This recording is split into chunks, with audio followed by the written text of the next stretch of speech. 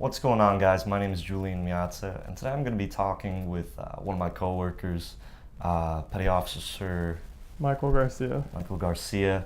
He recently reported to the Ant, and he came from 2 boat tours. So he was a non-rate on what boat were you on? On the Coast Guard cutter Botwell, just a 378. 378, and that was when he came out of boot camp. Correct. And then your second unit, when you became a petty officer?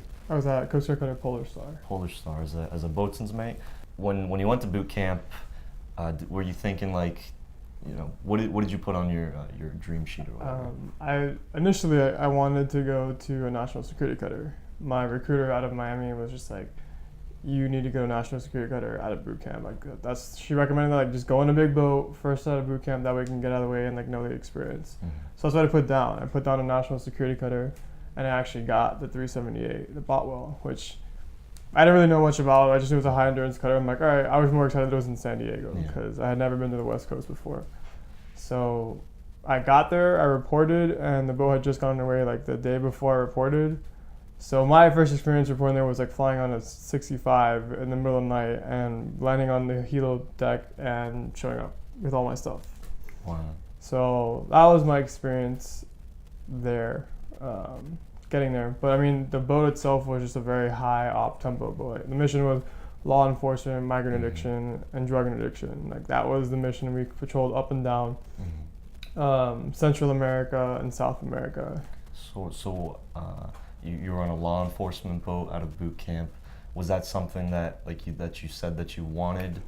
Not really. I joined to be an MST, but I always wanted to go out to sea. So I didn't really know what I was getting myself into. Honestly, I was just like open to anything to happen. Mm-hmm. I was happy that it was a larger boat because that's what I wanted. I wanted the national security cutter. Like the Berthoff had just got in commission like a month or two prior to going into boot camp. So that was what I was aiming for. Someone else in my class got it. But I'm actually glad that I went to that platform over a national security cutter because at the time they were just like running those boats to the ground because they were so new. So where did that boat go? Like what places did you see? Our port crawls consisted of Tanzania, Mexico, Antigua, Guatemala, Panama City, Panama, and sometimes Golfito, Costa Rica. Wow, so a lot of cool places. Yeah, a lot of tropical places. Most of them in Central America because, I mean, we're still not on good terms with a lot of South America. Like Ecuador, sometimes Peru were okay, definitely not Colombia. Mm-hmm. So, but we just like patrolled out there constantly. So what were port calls like? Port calls, I mean, being on any cutter for long periods of time like that, larger ones, the first thing everyone wants to do is drink. Like everyone wants to go out off the boat and have a drink after just working nonstop for X amount of days at a time, weeks at a time, sometimes more than a month. Doing law enforcement work. Yeah, migrants. Just like I said, that's a very high op tempo boat, so like it was nonstop all the time. So port calls consisted of, getting a hotel, like finding time to yourself to relax, like a nice bed to sleep in, a shower that you can run for as long as you want because when you're on a cutter, you have sea showers for 2 minutes. Mm-hmm. Good food, or fresher food, should I say, and exploring, like there's sightseeing, hiking for people that aren't 21, like obviously, when I was there, it was different, law of the land applied. So if you went to a port call or a country that their drinking age was 18, like that's the laws you abided by. Now it's different. Now you have to follow American laws no matter where you go. So for me, when I was 18, 19 years old, like it was different. Like you can go and have drinks, like be responsible with your coworkers and stuff like that.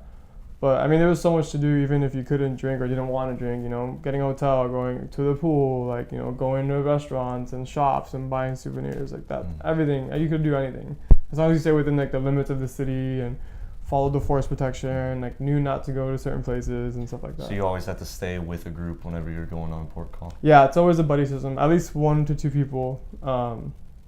Force protection kind of comes out with all of these rules when you get these PowerPoint previews before you show up to the port call, and it tells you like all the areas not to go to because of high crime rates or if there's high theft rates, staying away from prostitution because it's illegal in the United States, stay away from illegal gambling, things like that. It's just to keep us safe, the people of the United States safe in these countries that aren't as safe or don't have the same laws. So how long was your boat underway for? Anywhere between a month and a half to 3.5 months at a time. Just depends on the mission. So you have like a South Pat, which is a South Patrol, or you have like a North Pat, which is a North Patrol, and sometimes you just had shorter patrols you're covering for other 378s in the area that might be broken or had to come back sooner, or sometimes we have to cut our import time shorter. Like I said, to catch up to other boats and make up for time and things like that. When you reported, did you get to choose if you were going to be a fireman or a seaman? No, that gets chosen like in boot camp. Like I was a seaman in boot camp, and you kind of put that down on your dream sheet that you want to do fireman or seaman. I had no desire to be in the engine room. I didn't know anything about it. It didn't interest me. So yeah, I was a seaman the whole time I was on that boat. But there's no choice when you're in boot camp really if you're going to be a decky or an engineer. If I remember, you can choose. Like you can say if what you want to do, they take it into consideration. But I don't know. I don't remember. It's been so long. But when you're there, you do have the option to switch. If you want to go a rate that's geared more towards engineering, like MK or DC, like most cutters that I've been on that I've seen, that if you find someone that's willing to switch jobs with you from like the deck department, then it works out. As long as you have the same collaterals, you're both equally qualified, and then you can do the switch and then go about your merry way.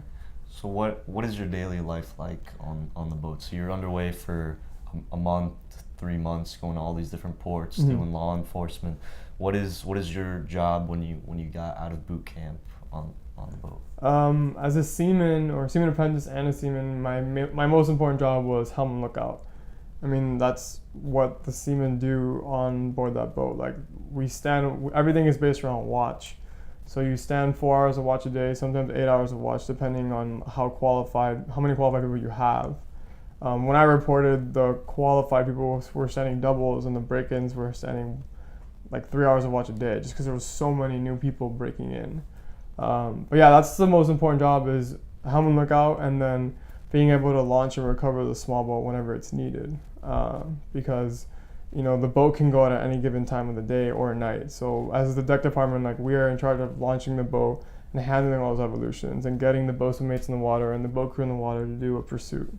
There's a time that you have to wake up in the morning? Is there like a morning correct. call? Yeah, so underway, I mean, some of the underway schedules vary depending on your captain and your command, but like I said, on the 378, it was a very high op tempo boat, so you get up breakfast is at 7, so you get up at any time before that, eat breakfast at between 7 and 7:45, and then you start your day. For us, like you have to muster every single morning. You muster 3 to 4 times a day for accountability. Accountability is important on cutters because if you lose someone, you gotta find them for a man overboard. So for us, like we're the largest department on board. There's 35, 36 of us in this one department. So, you muster in the morning, and then you have your BM3s and your BM2s and your BM1 and your chief and your bosun, and they'll do their meeting and they'll discuss, a work list for the day, and then they'll come talk to you and kind of brief you on the day. If there's a special evolution happening, if we're having helo ops or, have small boat training planned, you plan for all those things. But if it's just a day where there's nothing planned for the cutter as a whole, for us, there was never a moment where you weren't sitting around or not doing anything. They wanted you to stay busy because you worked a work day. So you work, 8 to 1600. So, I mean, on a nice sunny day, you're out sweeping the decks every single day. So you're sweeping, vacuuming the water out of the pad eyes on the helo deck or any standing water on deck. If there's paint chips, you vacuum that. Cigarette butts in the fantail. Since we're down south, it's warm, we would paint underway because it's good weather to paint. As long as you're not taking spray over the bow or it's not like too choppy, like painting was hands down something we did constantly. I had a very, strict deck department, chief and first class and a bosun. They were all about making sure the boat looked pristine. Mm-hmm. So we were constantly painting her underway or import, which it's a sense of pride. This is where you work, this is where you live, you eat, you sleep. You want other people to see it, other countries, and be like, wow, that's like a really good looking boat. Mm-hmm. When you ended the day at 1600, you're not on liberty, you're just free to do what you please. So, you can go to the gym afterwards, you can take a nap, play video games. As long as you're qualified, you can do all these things. But if you're not qualified, you're studying, you're not in the lounge, you're not watching TV, you're not playing games. Because your most important thing is to get qualified to help everyone else out. And then if you have watch in the afternoon, you stand a watch. And then you have chow at 1700. And, you know, morale is a big thing on cutters. So some nights you'll have bingo nights, movie nights, trivia nights, stuff like that. And then there's like is there like a bedtime, like a taps? Yeah, taps is at 2200. That's just across the board on all cutters. Okay. So basically, you know, no pipes are being made after 2200 unless there are emergencies or, you know, have to do with special evolutions. And then, you know, all the red and blue lights come on at 2200. Well, actually, before that, whatever time the sun's setting, you set dock zebra, which basically, on white hulls that do special operations, law enforcement, stuff like that, your main focus is at night. You don't want to be seen. So you have to go, the bosun mate of the watch has to go around securing all the portholes, making sure all the blue and red lights are on. You don't want any light leaks to come off of the boat. All you want the other cutters to see is sometimes your mast lights and your side lights, but if you're in an area where you're trying to be not discovered, you're going to change, you know, the display of your lights to look like something that you're not. What do firemen do on the boat? Firemen, I mean, they work in engineering, so engineering departments are always busier than operations departments, just because, you know, things are constantly running, breaking, you know, things need to be changed out. So firemen, I knew a couple of them. I didn't work with them, but from what I saw, they had a similar schedule. They work, you know, get up at 7, muster, and then they'll have their work list, you know, taking apart engines, cleaning out turbines, starting turbines, working on generators, things like that. And they're just working longer days than we are because, you know, sometimes it takes 1 hour to fix an engine or, you know, 10 hours to fix an engine or, you know, an emergency happens, a fire or a leak, you know, they have to drop what their workload is doing and focus on the immediate problem and things like that.